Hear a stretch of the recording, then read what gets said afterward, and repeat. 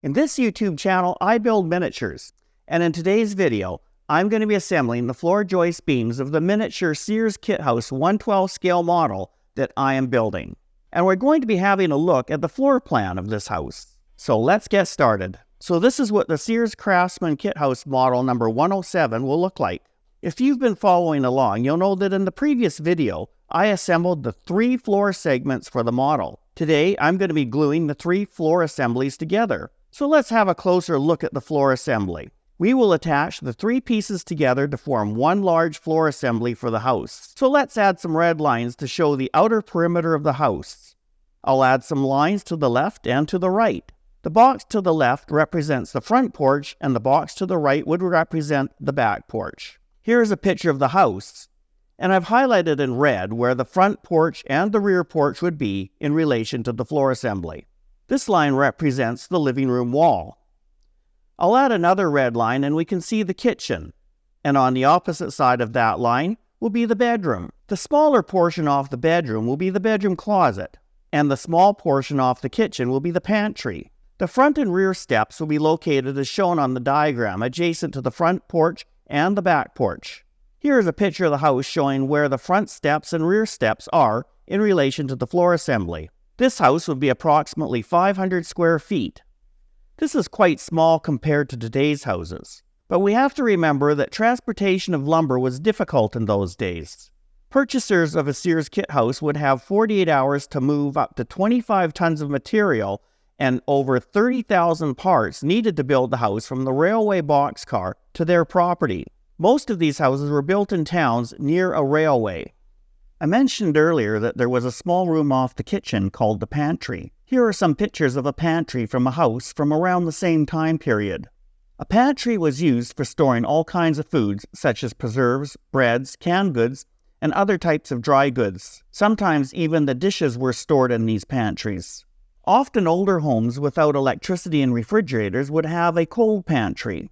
Foods such as butter, eggs, and milk, which needed to be kept cool, could be kept in these rooms if an icebox wasn't available. The cabinets would be built with open wooden slat shelving for air circulation. There would be an opening on the outside of the house near the top and bottom of these shelves. The warm air would rise and be expelled from the house through the upper vent, while the cool air would be drawn through the lower vent, allowing the pantry to be several degrees lower than the rest of the house. Sealer jars such as these could be used to preserve all kinds of food items, such as vegetables, jams, fruit, and other items.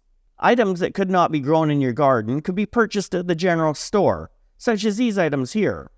The general store sold all kinds of items one would need. It was a focal point of the community, a place where you could catch up on local news, a place to meet your neighbors. The general store often housed the post office as well. Here's a photograph of a kitchen from a house from around the 1920s to 1930s. It was quite a luxury home. We can tell because it has a sink with running water and electric lighting. This was a modern home and state-of-the-art in its day. Do you know what this was? Do you have any ideas? If you do, let us know in the comments what you think this is or what it was used for. So let's get started and assemble the floor assembly. So I have these 3 floor pieces here. As you see, I've put the bigger pieces in here because we're going to attach a piece to the base for the house so that it is securely fastened.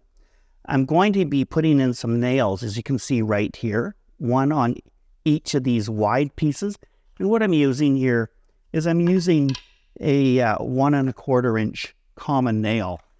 This is just going to add a little bit of extra sturdiness to the house. I just feel a little more comfortable having a nail as well as the glued pieces.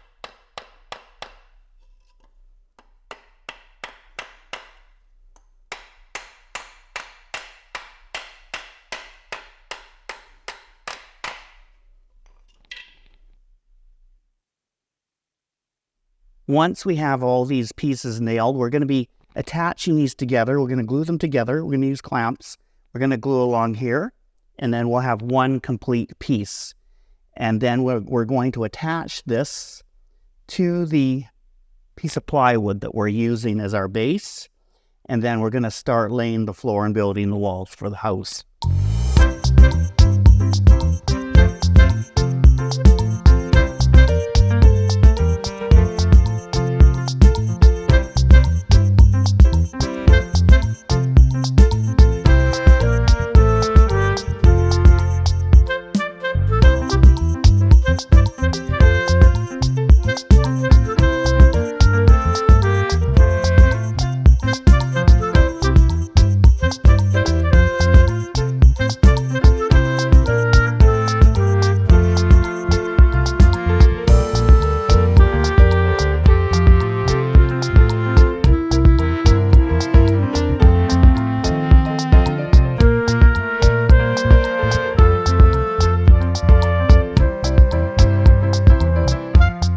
If you enjoyed this video, be sure to like and subscribe because you don't want to miss the next video.